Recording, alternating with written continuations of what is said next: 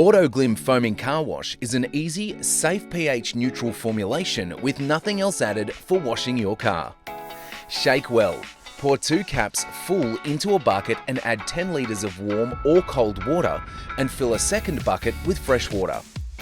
Make sure the surface is cool to touch and the car is preferably in the shade. Hose down bodywork to rinse away excess dirt. Soak your wash mitt in solution and starting from the roof down, wash in sections, minimum quarter of the car each time. Between each section, rinse your mitt in the fresh water, which will help remove large particles from the mitt, which can cause fine scratches. Don't allow shampoo to dry on the car, and once all sections are washed, rinse the shampoo away.